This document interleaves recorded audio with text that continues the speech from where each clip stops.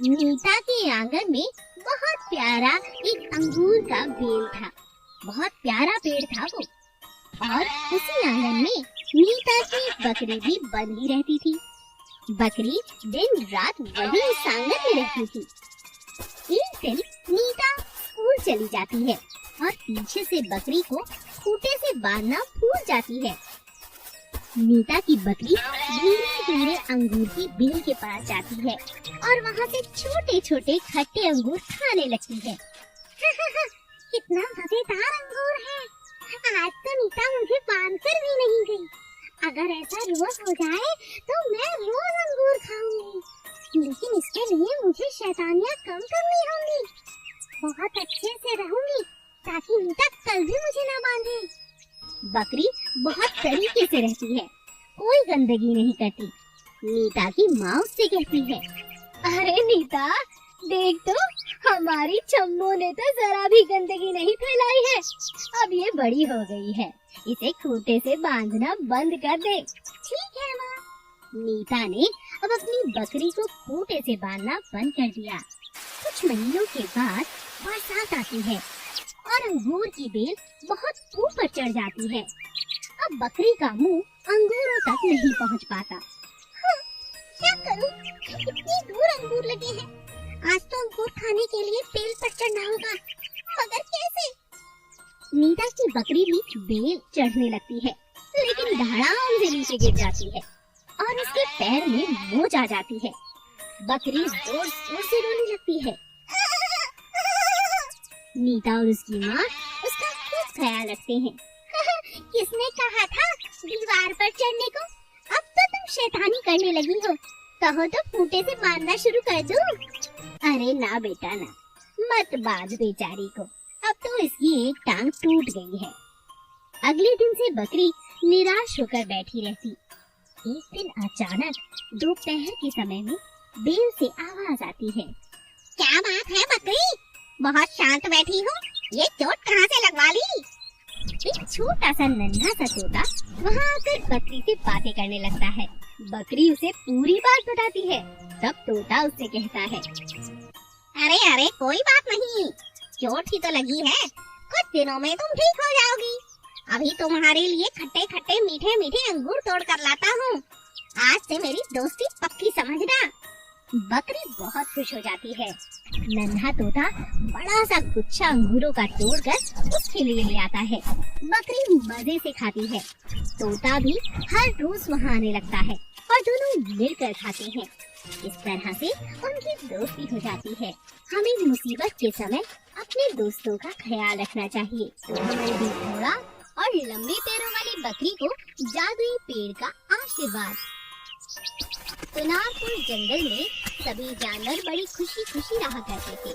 वो सभी आपस में मिलजुल कर खेलते, साथ मिलकर खाते और साथ मिलकर मस्ती किया करते थे।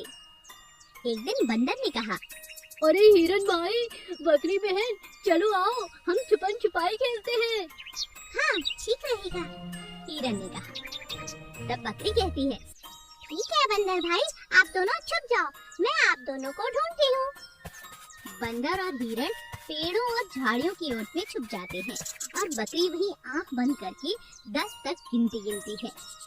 1, 2, 3, 4, 5, 6, 7, 8, 9 और ये 10। मैं आ रही हूँ।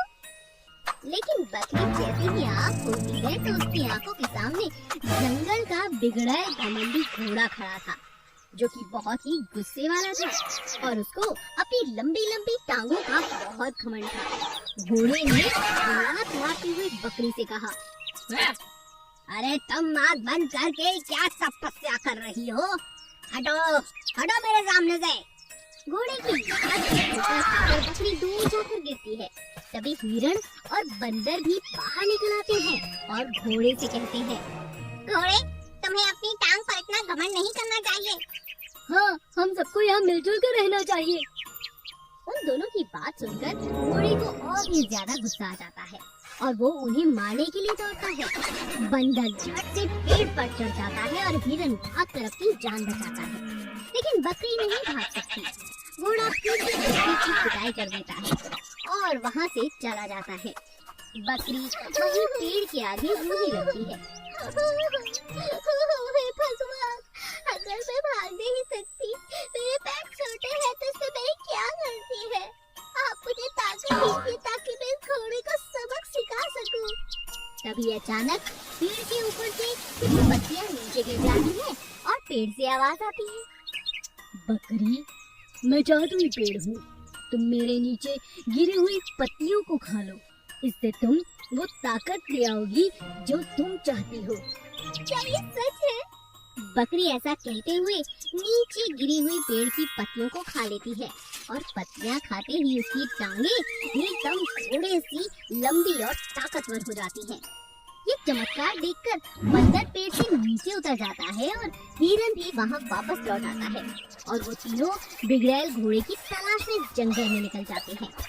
थोड़ी दूर जाने पर वो देखते हैं कि घोड़ा एक छोटे से चूहे को बहुत तंग कर रहा था। तब बकरी उससे कहती है, घोड़े, इस चूहे को छोड़ दो, हिम्मत है तो मुझसे लड़ो। घोड़ा बकरी से कहता है, अच्छा, पिछली पिटाई भूल गई क्या? थोड़ी देर पहले की ही तो बात है। जैसे ही घोड़ा बकरी पर आक्रमण करता है तो बकरी उसे अपनी लंबी टांगों से मार मार के नीचे गिरा देती है और घोड़ा बकरी से माफी मांगता है और कसम खाता है कि वो फिर कभी ऐसे किसी को भी तंग नहीं करेगा। अरे बस, मैं किसी को परेशान नहीं करूँगा, वादा करता हूँ। बकरी की लंबी टांगों के कारण जंगल को घोड़े के आतंक से छुटकारा मिल जाता है और जंगलवासी एकदम खुशहाल रहने लगते हैं। पप्पू नाम का एक खरगोश था जो अपनी सहेली मछली के पास रोज जाकर उससे मुलाकात किया करता था और उससे अपने दिल की हर बात कर लिया करता था। एक दिन खरगोश जब अपनी मछली से मिलने के लिए जा रहा था तब रास्ते में उसने हाथी से सुना, अरे पप्पू, कहाँ जा रहे हो? सुनो सुनो, जंगल में प्रतियोगिता होने वाली है। दुआ करना कि ये प्रतियोगिता मैं ही जीतूं। पप्पू ये बात सुनकर बहुत खुश हो जाता है और कहता है, हाँ क्यों नहीं, जरूर। पप्पू अपने दोस्त से मिलने के लिए आगे बढ़ता है। तब रास्ते में उसे लोमड़ी मिलती है। अरे अरे अरे अरे पप्पू, भगवान तुम्हारी बात जरूर सुनेगा। तुम दुआ करना कल की प्रतियोगिता में मैं ही जीतूं। पप्पू हंसते हुए लोमड़ी से कहता है, हाँ हाँ क्यों नहीं, जरूर जरूर। ऐसा कहते हुए पप्पू आगे बढ़ता जाता है। रास्ते में उसे कई जानवर मिले लेकिन सभी अपने जीतने की बात पप्पू से कह रहे थे। कोई पप्पू से ये नहीं कह रहा था कि पप्पू उस प्रतियोगिता में भाग क्यों नहीं ले रहा। इस बात से पप्पू बहुत परेशान था। जब वो अपनी दोस्त मछली के पास पहुंचता है तो जोर जोर से रोने लगता है।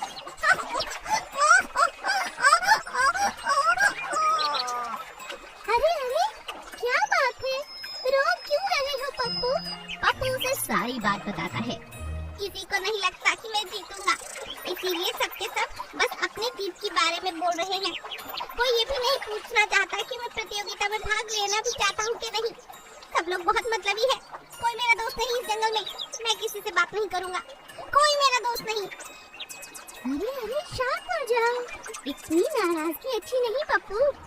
देखो, अपने अंदर की प्रतिभा को तुम्हें समझना होगा। क्या तुम्हें लगता है तुम जीत सकते हो? हाँ हाँ क्यों नहीं। तुमको लगता है तुम लोगों की बात पर ध्यान ही क्यों दे रहे हो और रो क्यों रहे हो? तुम्हें प्रतियोगिता में भाग लेने से कोई नहीं रोक सकता और न ही जीतने से। मैं कहती हूँ तुम कल की प्रतियोगिता में भाग लो, शेर से जाकर बात करो और तुम्हारे लिए दुआ मैं करूँगी। देख लेना, तुम जरूर जीतोगे। मछली के समझाने पर पप्पू बहुत खुश हो जाता है। वो राजा शेर से जाकर इस बारे में बात करता है। राजा जी, मैं प्रतियोगिता में भाग लेना चाहता हूँ। हाँ क्यों नहीं। राजा शेर ने जब ऐसा कहा तो पप्पू की सांस में सांस आई। उसने प्रतियोगिता में भाग लिया और सब इस बात से हैरान थे कि पप्पू कैसे भाग ले रहा है। उन्हें सिर्फ पप्पू को देखकर हैरानी हो रही थी। कोई भी अपनी दौड़ पर ध्यान ही नहीं दे पा रहा था और इसी के साथ पप्पू सबसे आगे निकल जाता है और प्रतियोगिता जीत जाता है। सब लोग बहुत खुश हो जाते हैं। पप्पू अपनी दोस्त के पास अपनी ट्रॉफी लेकर जाता है और उससे कहता है, मेरे मेरे अंदर की प्रतिभा निकालने में मेरे दोस्त का सबसे बड़ा हाथ है। शुक्रिया मेरी दोस्त, और तुम्हारी दुआ देखो रंग लाई है।